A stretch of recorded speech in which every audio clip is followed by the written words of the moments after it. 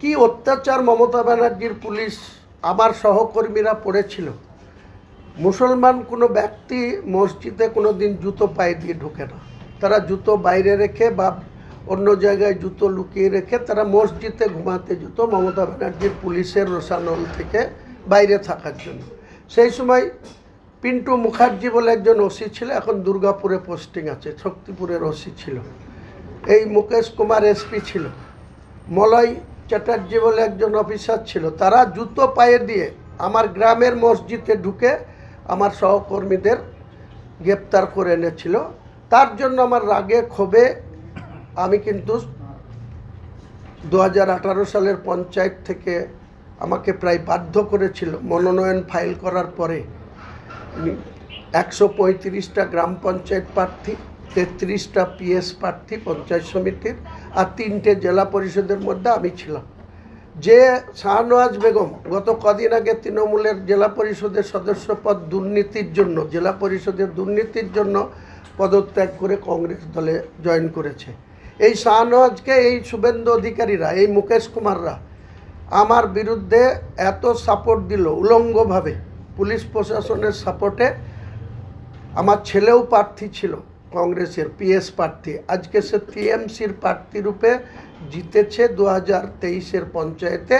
আজও টিএমসির পঞ্চায়েত সমিতির পূর্ত কর্মধ্যক্ষ আছে বেলডাঙ্গা 2, যার নাম রবিন, ভালো নাম গোলাম নবী আজাদ। তো এসব আমার জীবনে অনেক কিছু ঘাত প্রতিঘাতের মধ্যে আমি বর্তমান দুর্নীতিগত সরকারটাকে বাংলার ক্ষমতা থেকে সরানোর উদ্দেশ্যে যখন আমরা পলিটিক্যাল প্রোগ্রাম করছি, প্রতি পদে পদে আমাদের বিরুদ্ধে এমন সব কার্যকলাপ করা হচ্ছে। এমনকি আমার কাছে 6 জন সিকিউরিটি ছিল, প্রায় 6 মাস আগে 3 জনকে তুলে নিয়েছিল। আমি অভিষেক বন্দ্যোপাধ্যায়কে, মমতা বন্দ্যোপাধ্যায়কে ব্যক্তিগতভাবে অনুরোধ করেছিলাম, কোনো কথার কর্ণপাত করেননি। পরে 3 জন ছিল। এত বড় স্পর্ধা একজন সিকিউরিটি যার নাম জুম্বা খান, আমার বাড়িতে যখন আমি আমার ছেলে নিজে আমার অফিস ঘরে কথা বলছি, তখন উইদাউট পারমিশন সে আমার ঘরে ঢুকে আমার সঙ্গে তর্ক করছে, বিতর্ক করছে বাড়ি যাওয়ার জন্য। 10 দিন আগে ছুটি থেকে এসছে, 8 দিন বাড়িতে থেকে। আবার আরেকজন আবুল কালাম বলেছিল, সে যখন ছুটি থেকে ওই দিন 8টার সময় রিপোর্ট করেছে, আর 8:30টায় সে আমার ঘরে ঢুকে গিয়ে বলছে আমি বাড়ি যাব। স্যার আলাপ আজকে বাড়ি যাওয়া হবে না, তুমি বাড়ির বাইরে যাও, ঘরের বাইরে যাও, পরে কথা বলছে। কেন যাব না স্যার, আমি এখনই বাড়ি যাব, আমার বাড়ি দরকার। তখন আমার ছেলে তাকে ঘাড় ধাক্কা দিয়ে আমার অফিস থেকে বের করে দেয়। সে যেয়ে শক্তিপুর থানায় কমপ্লেন করে।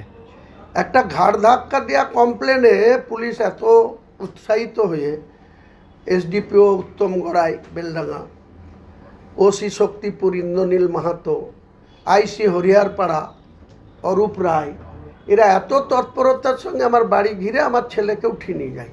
আমি যখন পুলিশকে হুমকি দিই, তখন পুলিশ আবার আমার কাছে কিছুটা হলেও পিছু হটে এবং একটা নন বেলেবল সেকশন দিয়ে কেস দেওয়ার পরে আবার পুলিশ দেখুন তাকে রাত্রি 8টার সময় ছেড়ে দিচ্ছে।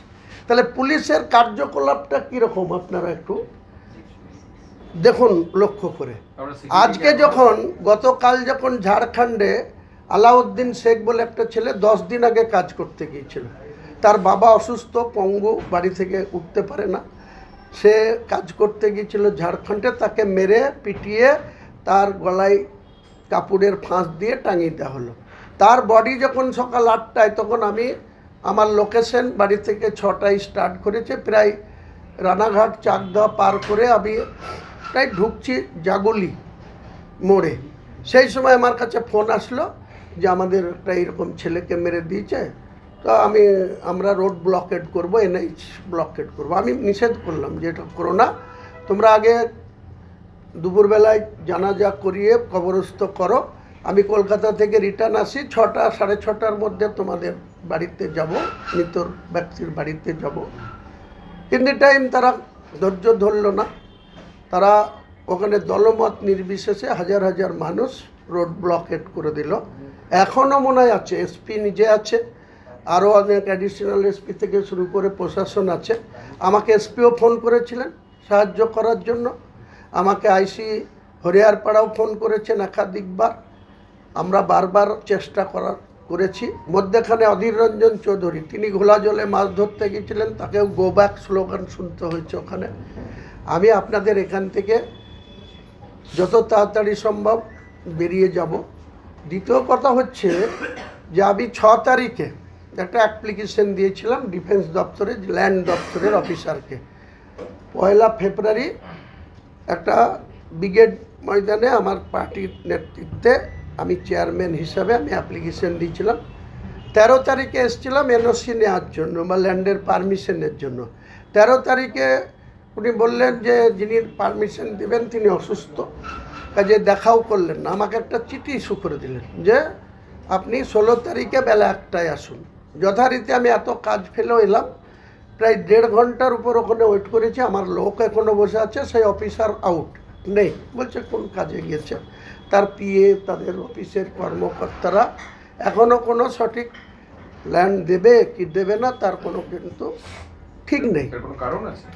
কারণ বুঝতে পারছি না, নিশ্চয়ই কারো ইঙ্গিত আছে যাতে আমি ল্যান্ড না পাই।